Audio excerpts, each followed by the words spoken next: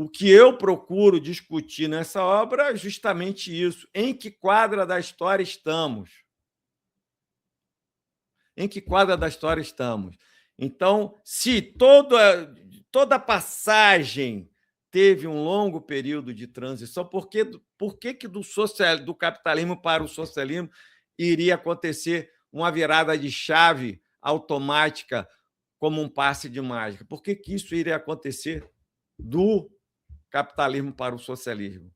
Se do escravismo para o feudalismo também foram ali 1000 anos ali de transição e confluência, tinha parte do globo que tinha modo de produção escravista, tinha parte do globo que tinha modo de produção feudal, para parte do planeta Terra. Né? A própria transição do feudalismo para o capitalismo, tivemos pelo menos ali todo o absolutismo, ali, pelo menos 300 anos de transição. E o capitalismo é o primeiro modo que se globaliza, né? O capitalismo, né, com as suas leis, as leis do modo de produção, e converter tudo em mercadoria para ser negociada no mercado.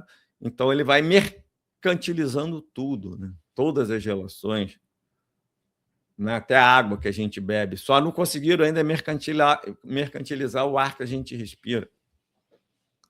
Mas já mercantilizaram o chão que a gente pisa. Né? Então, ele é o primeiro sistema que se universaliza. E, mesmo assim, né, nós temos lugares de pessoas vivendo e trabalhando em condições análogas às condições de escravo.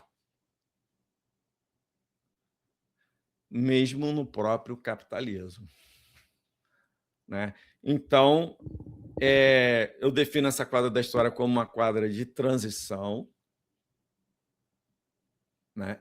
Em que necessariamente, trabalhando o conceito do socialismo num só país, que já restou comprovado na história, a tese da possibilidade do socialismo num só país, e, né, que esse socialismo num só país, na medida que o capitalismo é o modo de produção dominante em todo o globo, das trocas mercantis, do trabalho assalariado, que essas experiências socialistas elas serão necessariamente, elas terão formas sociais híbridas, tanto capitalista quanto socialista. E essa é a principal explicação, ao meu juízo, porque a União das Repúblicas Socialistas Soviéticas, apesar de que o fenômeno humano social é extremamente complexo, e você tem diversas causas, evidentemente, mas a principal questão é que não se seguiu o plano de Lênin com a NEP, né? No qual o Lênin percebeu claramente que precisava que, como já está lá na obra de Marx, né, um modo de produção ele não morre por decreto. O capitalismo não vai morrer por decreto. Não vai morrer por decreto. Só quando forem superadas as suas formas. E nesse período de transição, essas formas não serão todas superadas. Elas só serão superadas, por isso que eu proponho uma atualização do marxismo, porque o Marx falava na fase inferior do comunismo e na fase superior do comunismo. E o socialismo seria essa fase inferior. Como nós hoje já temos toda uma condição de avaliação da história que o Marx não teve, de vermos experiências socialistas num só país que o Marx não teve condição de ver isso, hoje nós temos que reformular isso e colocar a fase inferior do socialismo e a fase superior do socialismo. Nós temos que atualizar o marxismo nesse ponto. É urgente que a gente faça essa atualização do marxismo entre fase inferior do socialismo e fase superior do socialismo. Essa fase inferior do socialismo é essa experiência do socialismo num só país, sobre o cerco imperialista, sobre as relações econômicas internacionais dominadas pela forma do capital, pela forma mercado, pela forma mercadoria. Né? É tudo isso. A fase superior do socialismo é quando nós conseguimos levar a revolução socialista para a maior possibilidade de países do mundo, onde as relações, né? Porque hoje você tem todo um processo de globalização. Esse iPhone aqui que estava tocando,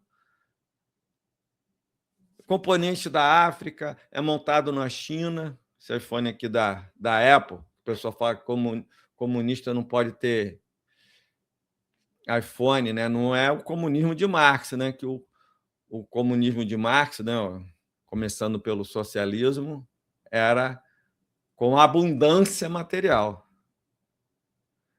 Só existe a possibilidade de socialismo na abundância material. A socialização da miséria é um equívoco dos que pensam isso do socialismo, um equívoco na aplicação do socialismo na nossa quadra da história, que é um socialismo com formas sociais híbridas. Isso não quer dizer que seja, como muita gente fala, um modo de produção híbrido. Não é um modo de produção híbrido.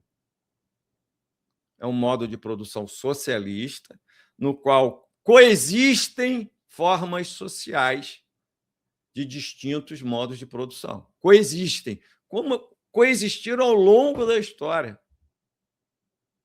Como coexistiram ao longo da história.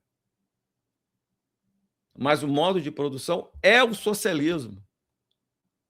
E aí vem mais um equívoco terrível da esquerda. A principal experiência do socialismo do mundo é a China. É a China. A mais vibrante. Né? Evidentemente que, em função dessa quadra da história, vão existir formas sociais híbridas dentro da China. O mercado, burgueses, capitalistas e até bilionários. Mas quem está se apropriando desse excedente? Quem está se apropriando dessa riqueza gerada? Quem tem o poder político naquela sociedade? Quem define a prioridade dos investimentos no processo produtivo real e não na financiarização? É o Partido Comunista da China, o Partido Comunista Chinês, que detém o poder político, e não a burguesia.